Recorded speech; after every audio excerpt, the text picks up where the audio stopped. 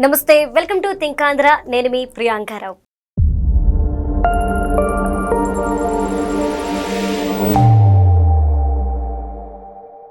TDP party అంటే అందరూ అంటారు బీసీల పార్టీ అని. ఎందుకు ఈ విధంగా టీడీపీకి ముద్ర పడింది? అలానే టీడీపీ పార్టీ వల్ల బీసీలకి జరిగిన న్యాయం ఏంటి? వాళ్ళు ఎలాంటి రాయితీలు పొందుతున్నారు? ఇతర పార్టీలకి ఈ పేరు ఎందుకు రాలేదు? ఈ అంశాలపై మనకి క్లారిటీ ఇవ్వడానికి ఈరోజు మనతో పాటు సీనియర్ జర్నలిస్ట్ అన్నవరపు బ్రహ్మయ్య గారు ఉన్నారు. ఆయనతో మాట్లాడదాం. నమస్కారం సార్. నమస్తే అమ్మా. సార్, టీడీపీ పార్టీ అంటే బీసీల పార్టీ అని ముద్ర పడింది. అవునమ్మా. ఎందుకు సార్ ఈ విధంగా? ఎందుకంటే భారత రాజ్యాంగంలో ఎస్సీ ఎస్టీలకు, షెడ్యూల్ క్యాస్ట్, షెడ్యూల్ ట్రైబ్స్, వీళ్ళకి రిజర్వేషను ప్రత్యేక గుర్తింపు ఉన్నది. బీసీలకు అంటే బ్యాక్వర్డ్ క్లాస్, వెనుకబడిన తరగతుల ప్రజలకు ఇటువంటి ప్రాధాన్యత లేదు రాజ్యాంగంలో, భారత రాజ్యాంగంలో. అయితే భారత రాజ్యాంగం తర్వాత చెప్పింది ఏంటంటే ఒక విషయంలో రాష్ట్రాలు ఎవరికి వాళ్ళు కనుక బీసీలకి సంక్షేమ పథకాలు అమలు చేయాలంటే చేసుకోవచ్చు, ఆయా రాష్ట్ర ప్రభుత్వాలు అని చెప్పేసి వెసులుబాటు ఉన్నది దీనికి సంబంధించి. అయితే మన ఆంధ్రప్రదేశ్లో, ఉమ్మడి ఆంధ్రప్రదేశ్లో దీర్ఘకాలం పాటు కాంగ్రెస్ పార్టీ అధికారంలో ఉన్నది. అంటే 83లో ఎన్టీ రామారావు రాజకీయ పార్టీ అధికారంలో రావడానికి ముందు వరకు ఉన్నది అధికారం మొత్తం కూడా కాంగ్రెస్ పార్టీనే. కాంగ్రెస్ పార్టీ ఎంతసేపటికి ఏంటంటే బీసీలకు సంబంధించిన అంశాల్లో పట్టించుకోలేం. అప్పుడు ఏదైనా సంక్షేమ పథకాలు అమలు చేసినా ఎస్సీలకి సంబంధించి మాత్రం అమలు చేసింది. కానీ ఎన్టీ రామారావు గారు ముఖ్యమంత్రి అయిన తర్వాత తొలిసారిగా బీసీలకు సంబంధించిన అంశాన్ని ఆయన పరిగణలోకి తీసుకున్నారు. సో అప్పటి వరకు మనకి విద్యా విషయాల్లో మాత్రమే ఎన్టీ రామారావు రాకముందు స్కూల్స్లో ఫీజులో రాయితీలో వీటిల్లో మాత్రం బీసీలకు రిజర్వేషన్ ఉండేది. ఎన్టీ రామారావు గారు వచ్చిన తర్వాత ఏం చేశాడంటే ఈయన పొలిటికల్ రిజర్వేషన్ స్థానిక సంస్థలలో గ్రామ పంచాయతీలు, తాలూకాలు, ఆ తర్వాత మండలాలు వచ్చినాయి. వీటి పదవులలో బీసీలకు రిజర్వేషన్ ఇచ్చాడు ఆయన. ఫస్ట్ 25% స్థానాలను బీసీలకు కేటాయించారు. అంటే స్థానిక సంస్థలు అంటే మనకి మండలాలు, అంతకుముందు పూర్వం సమితులు ఉండేవి, పంచాయతీ సమస్యలని. పంచాయతీ సమితిలో అట్లా జిల్లా పరిషత్తులు, ప్రతి జిల్లాకో జిల్లా పరిషత్ ఉంటుంది. ఈ యొక్క అధ్యక్షుల నియామకంలో రిజర్వేషన్ విధానం పెట్టారు. దాంతో ఒక్కసారిగా 100 మంది పదవులు ఉంటే 25 మంది బీసీలు నాయకత్వంలోకి వచ్చేసారు. అంటే అప్పటి వరకు ఆ గ్రామంలో ఎవరు, ఇక్కడ బీసీలు అంటే చాలా వరకు చేతి వృత్తిదారులు, సేవా వృత్తులు ఉన్నవాళ్ళు బీసీలు అంటారు. సహజంగా కుమ్మర్లు, మేదర్లు, అట్లాగే క్షురకర్మ చేసే, క్షౌరాలు చేసే మంగళ్ళు, నాయ బ్రాహ్మణులు, అట్లాగే రజకులు, వీళ్ళందరూ బీసీలు. వీళ్ళకి అధికారం అంటే తెలియదు, వాళ్ళకి సేవ చేసుకుంటూ పోవడం తప్ప. ఎప్పుడైతే 25% రిజర్వేషన్ ఇచ్చారో వీళ్ళలో నుంచి కూడా ఆటోమేటిక్గా పదవులు రావడం, రాజకీయాల్లోకి రావడం ప్రారంభించారు. దానివల్ల అప్పటి వరకు ఏమీ లేని అనామకులుగా ఉన్నటువంటి బీసీలు రాజకీయంగా కొద్దిగా గుర్తింపు రావడం ప్రారంభమైంది. అందుకే బీసీలకి తెలుగుదేశం పార్టీ అంటే అభిమానం. అక్కడ బీజం వేసింది ఎన్టీ రామారావు గారు. ఎన్టీ రామారావు గారు రాజకీయంగా ప్రాధాన్యత ఇవ్వబట్టే దేవేంద్ర గౌడ్ గారు హోంశాఖ మంత్రిగా చేశారు. ఆయన జిల్లా పరిషత్ అధ్యక్షుడు అయ్యాడు ఫస్ట్ ఎన్టీ రామారావు గారు ఇచ్చినటువంటి బీసీ రిజర్వేషన్ వల్ల. ఆ తర్వాత ఆయన పార్లమెంట్ సభ్యుడయ్యాడు, అసెంబ్లీలో అయ్యాడు, హోంమంత్రిగా చేశాడు. అట్లా ఆయన చాలామంది బీసీ నాయకులు, వాళ్ళు చెప్తున్నటువంటి బీసీ నాయకులు తెలుగుదేశం పార్టీ ఆవిర్భావం తర్వాత అధికారంలోకి వచ్చి రాష్ట్ర స్థాయి, కేంద్ర స్థాయి నాయకులుగా రూపు చెందారు. అందుకోసం బీసీలు ఫస్ట్ నుంచి అట్లా ఉంటారు. ఆ ఫస్ట్ రిజర్వేషన్ కల్పించింది తెలుగుదేశం పార్టీ. కాబట్టి తెలుగుదేశం పార్టీకి బీసీలు అంటే అభిమానం. మీరు ఏదైతే పాయింట్ చెప్పారో, రిజర్వేషన్, బీసీ రిజర్వేషన్ తీసుకొచ్చింది ఎన్టీఆర్ గారని, ఇది చాలా తక్కువ మందికి తెలిసిన అంశం సార్. ఎందుకు ఇది మరుగున పడిపోయింది? మరుగున ఏం పడలేదు, సహజంగా ఎవరికి వాళ్ళు ప్రచారం చేసుకునేది. ఆ తర్వాత మీకు తెలుసలేదు 25% 33% వెళ్ళింది రిజర్వేషను.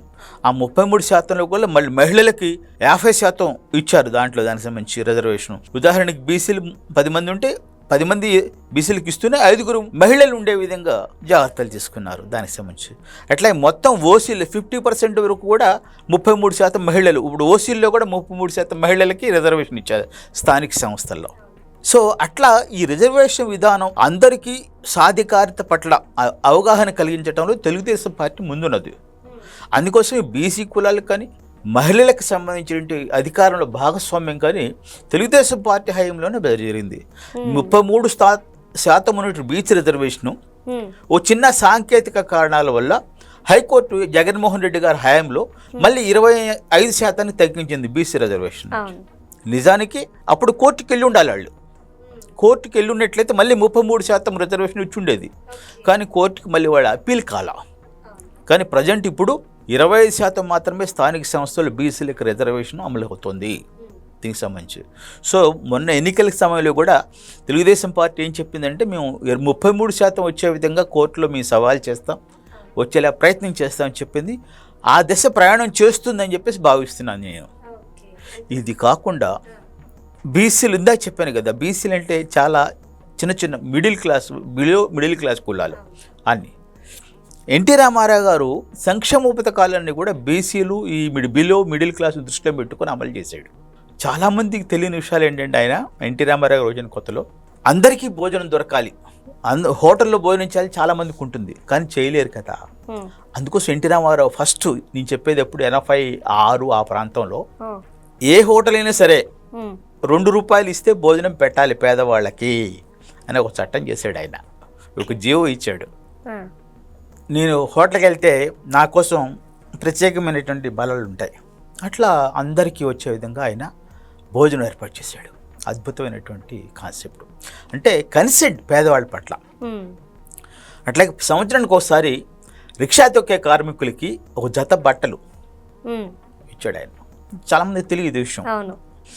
అట్లనే అంతకుముందు పేదవాడికి గృహం పాడిపోతే, వర్షాలు పడితే కూలిపోతే 200, 600 ఇచ్చేవాళ్ళు రిపేర్ చేసుకోవడానికి, వర్షాలు వచ్చి పెడితే. ఎప్పుడు ఎంత నేను చెప్పేది 81, 83 లోపు సంగతి. ఏదైనా వరదలు వచ్చేసి ఇల్లు కొట్టుకుపోయింది అనుకో, వర్షం వచ్చి ఇల్లు కూలిపోయింది అనుకోండి, 200 ఇచ్చేవాళ్ళు, 300 ఇచ్చేవాళ్ళు రిపేర్ చేసుకోమని. ఇదేమిటి నాన్ సెన్స్ అని చెప్పి ఎన్టీ రామారావు గారు 85లో పక్కా గృహ నిర్మాణ పథకం ప్రారంభించాడు. ఆయన 6,000 రూపాయలు, అప్పుడు 200, 300 ఇచ్చే డబ్బుల్ని 6,000 రూపాయలు చేసి ఆర్సీసీ డాబా లాగా ప్రతి ఇంటిని ఏర్పాటు చేశాడు ఆయన.